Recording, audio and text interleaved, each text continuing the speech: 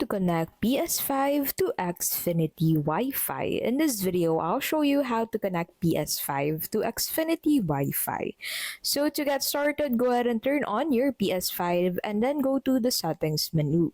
Navigate to network, head over to settings and then click on setup internet connection. Select use Wi-Fi and then choose easy.